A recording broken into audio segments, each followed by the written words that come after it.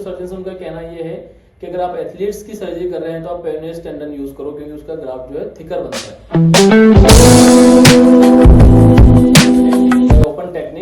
Open technique में problems ये थी कि लार्जर इंसिजन था, रिहैब बहुत मुश्किल था, क्योंकि after once we open a joint there is very severe stiffness in that joint.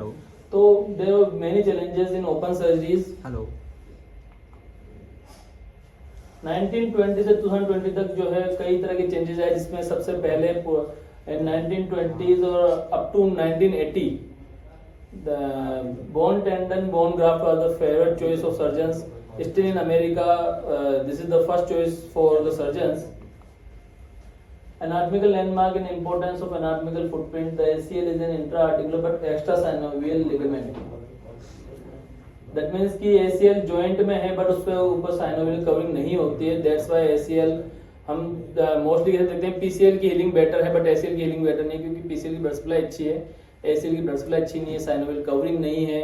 That's why ACL की हीलिंग के चांसेस बहुत कम होते हैं। So in high grade ACL cases we have to operate, but PCL में चल जाता है क्योंकि उसकी ब्लड सप्लाई अच्छी है, उसमें साइनोवियल की एक अच्छी कवरिंग होती है। The ACL is an intra-articular but extrasynovial ligament. Proximally, its origin is on the posterior aspect of the lateral femoral condyle. The ACL is frequently described as considered of two functional bundles, the anteromedial bundle and the posterolateral bundle. They are named according to the relative insertion site of the tibia. The importance of anatomical positioning of ACL is कि जो सबसे ज़्यादा failure के chance है ACL के वो तब होते हैं जब आपकी एनाटॉमिकल पोजिशनिंग सही नहीं हो, जो टिबियल अटैचमेंट साइट और फेमोरल अटैचमेंट साइट है। 83% failures are because of non anatomical reconstruction of ACL। So यहाँ पर पॉइंट आता है आइसोमेट्रिक। अब आप सब लोग कोरिलेट कर रहे होंगे कि आइसोमेट्रिक ACL रिकंस्ट्रक्शन की इंपॉर्टेंस क्या है, कि जब आप एनाटॉमिकल बनाते हैं तो आइसोमेट्रिक होता है। आइसोमेट्रिक मींस कि at every angle of knee, at every angle of flexion and extension the length of ACL would remain same. तो उस केस में आपको अर्ली रिहैब, डिलेड रिहैब, इन सब का आपको लोड नहीं है, क्योंकि आपका ACL जो है आपका 90 डिग्री भी वही लेंथ है, 30 डिग्री भी वही लेंथ है। तो आप डे 1 से पेशेंट को इजीली, आप जितना पेशेंट कंफर्टेबल है, एज वेल टॉलरेटेड है, आप उसको नी बेंडिंग करा सकते हैं। This is the importance of all these things के एनाटॉमिकल जो हम बात कर रहे हैं। इसके बाद में जो नेक्स्ट टेक्निक आई, these are the anatomical landmarks of ACL attachment. Transtibial technique of ACL reconstruction around 1980, in 1980s के around ACL surgeries arthroscopic assisted start हुई। पहले ओपन हो रही थी, 1980 के अराउंड जो है ACL के लिए आर्थ्रोस्कोप का इन्वेंशन हुआ, तो arthroscopic assisted ACL reconstruction start हुआ। उसके बाद में ट्रांसटिबियल टेक्निक आई। ट्रांसटिबियल टेक्निक में फीमोरल टनल जो थी वो टिबिया के थ्रू ही जाकर बनाई जा रही थी। इसमें प्रॉब्लम ये थी कि जो जब हम टिबिया के थ्रू हम फीमोरल टनल बनाते हैं, दैट वाज मोर वर्टिकल। जब आपका ACL की पोजिशनिंग मोर वर्टिकल होती है तो वो आपको एंटी पोस्टीरियर स्टेबिलिटी देता है, but ACL also works as a rotational stable. Rotational जो स्टेबिलिटी होती है वो ACL नहीं दे पाता है, क्योंकि आप खुद इमेजिन कर सकते हैं जब वो कोई स्ट्रक्चर इस तरह से है तो आपको एंटी पोस्टीरियर स्टेबिलिटी देगी, बट रोटेशनल स्टेबिलिटी नहीं देगी। That was the major drawback of the transtibial technique. Transtibial technique of ACL reconstruction. The transtibial technique has been criticized for its inability to create an anatomical femoral tunnel given the intrinsic constraint of the tibial tunnel during drilling. However, technical modification of the transtibial technique can result in anatomical tunnel entrance positioning in properly oriented graft. This technical note present our technique for anatomical transtibial ACL reconstruction.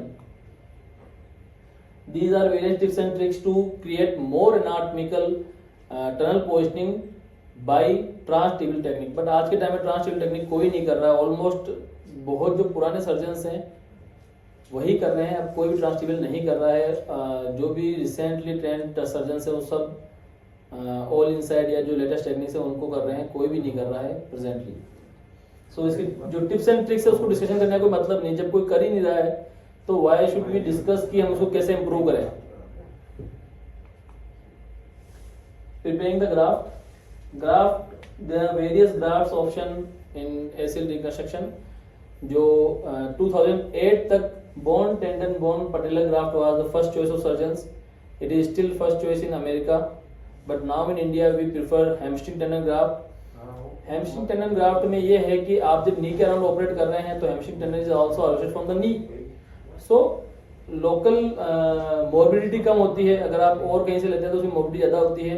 Bon tendon brown graft में आपको बड़ा incision लेना होता है कि आप Patel tendon ले रहे हैं तो उसके लिए इंसिजन बड़ा होता है, जबकि छोटे इंसिजन से हो जाता है तो हीलिंग रिहेब बहुत फास्ट हो जाता है आपका। ड्रिलिंग द टनल्स,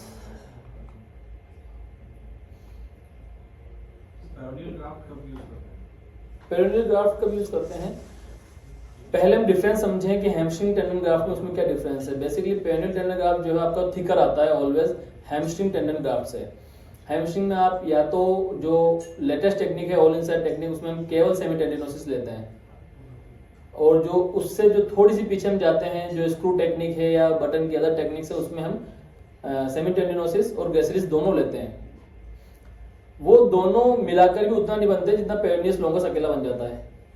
तो पहली बात तो कई जो सर्जन उनका कहना ये है कि अगर आप एथलीट्स की सर्जरी कर रहे हैं तो आप पेरिनियस टेंडन यूज करो क्योंकि उसका ग्राफ्ट जो है थिकर बनता है, पहली चीज। दूसरा ये है कि इसमें आप जब रिहेब आप एक्सपेक्ट कर रहे हो कि पेशेंट जो है एक एथलीट है तो वहां आप रिहेब बेटर एक्सपेक्ट करते हो, तब आप पेरिनियस ले सकते हो क्योंकि उसका ग्राफ्ट मोटा बनेगा, एथलीट्स की वो रिक्वायरमेंट है। दूसरा जो एक एक्स्ट्रा मोबिलिटी आपने क्रिएट की है क्योंकि आप नी के अराउंड सर्जरी कर रहे हो और आप एंकल के अराउंड ग्राफ्ट ले रहे हो तो वहां भी आपने एक मोबिलिटी क्रिएट की है, but athletes can tolerate that well in comparison of a normal person. तो अगर आप एथलीट्स में कई ऐसा सर्जन मानते हैं कि अगर हम एथलीट्स में सर्जरी कर रहे हैं तो हम पेरिनियस ग्राफ्ट लें, पहला सिनेरियो।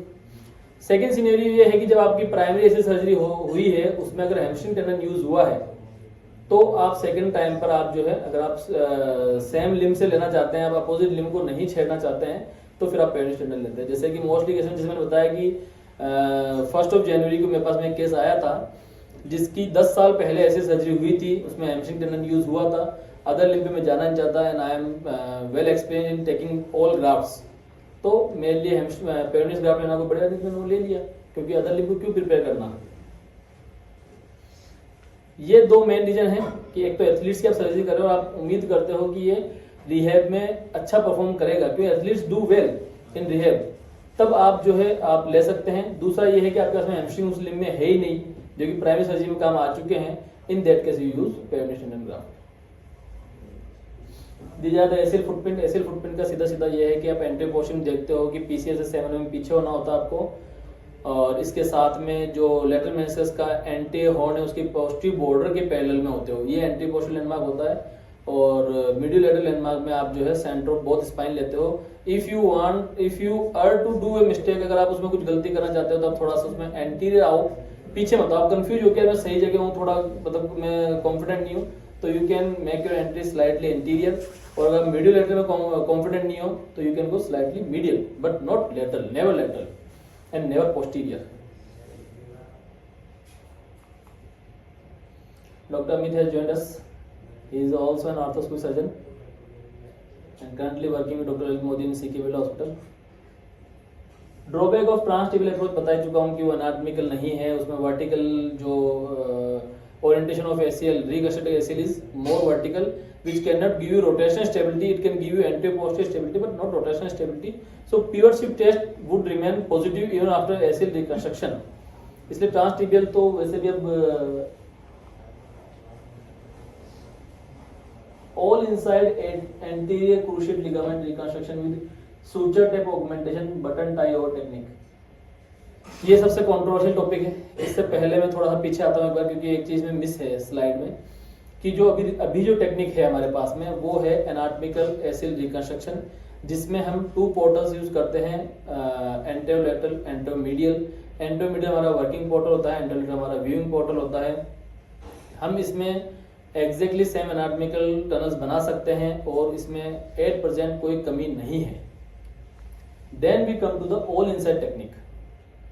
ऑल इनसाइड टेक्निक में हम क्या करते हैं कि both side fix as a endo button जो बंजी फिक्सेशन होता है उस तरह फिक्सेशन होता है इसके अंदर। इसमें बेनिफिट्स ये हैं कि बोथ साइड आप कॉर्टिकल फिक्सेशन ले रहे हैं, तो आप एक्यूट स्टेज में जो कि एसीएल में कहते हैं आप एक्यूट एसीएल टीयर में आपको सर्जरी नहीं करनी है, आपको 3 से 4 वीक रुकना है।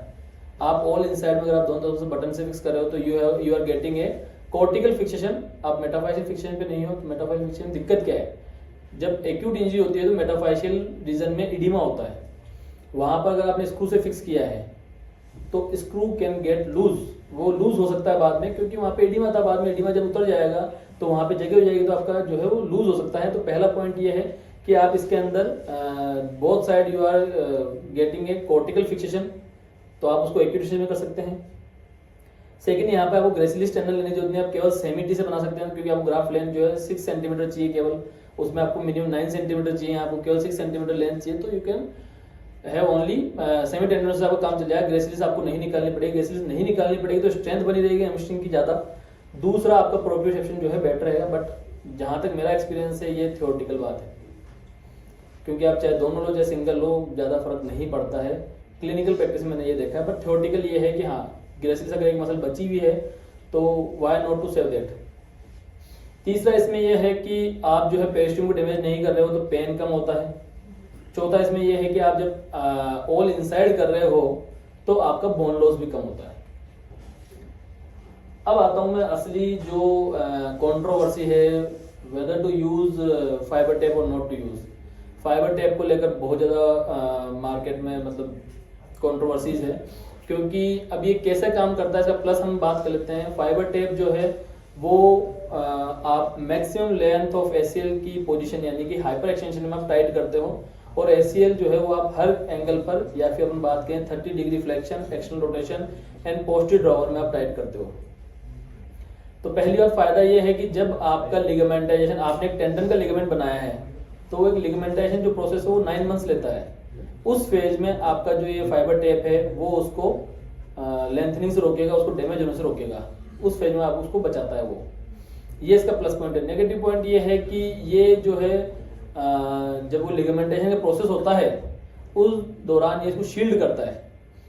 शील्डिंग मींस कि वो उस पर लोड आने नहीं दे रहा है। जब हमारी बॉडी में किसी टिश्यू पर अगर लोड नहीं आता है तो वो फर्दर वीक होता है, स्ट्रॉन्ग नहीं होता है। तो इसका नेगेटिव पॉइंट पहला ये है। दूसरा ये है कि इसके allergy and why to put an extra foreign material in knee, दूसरा इसका नेगेटिव पॉइंट है। ये कंट्रोवर्सीज है, इस पे मतलब अभी तक कोई क्लियर स्टैंड नहीं है इस पॉइंट पर। Graft harvest, there are various options for graft. आप हैमस्ट्रिंग टनल ले सकते हैं, हैमस्ट्रिंग टनल आप सेमी-टी ग्रेसिलिस दोनों ले सकते हैं। अगर आप स्क्रू से कर रहे हैं, आप अगर वन साइड करें तो केवल हैमस्ट्रिंग से काम चल सकता है। आप क्वाड्रिसेप्स टनल ले सकते हैं। आप इसके अलावा क्वाड्रिसेप्स टनल और पटेल टनल दोनों में इंसिजन साइज बड़ी होती है। इसके अलावा आप जो है पेनिस टनल ले सकते हैं। मेन यही जो है ऑप्शन हमारे पास में है। ग्राफ्ट लिंक प्रिपरेशन है तो सब वो ग्राफ्ट कैसे प्रिपेयर करना उसका है। फाइबर टेप ऑगमेंटेशन बात कर चुके हैं, फाइबर टेप पे क्या रोल है।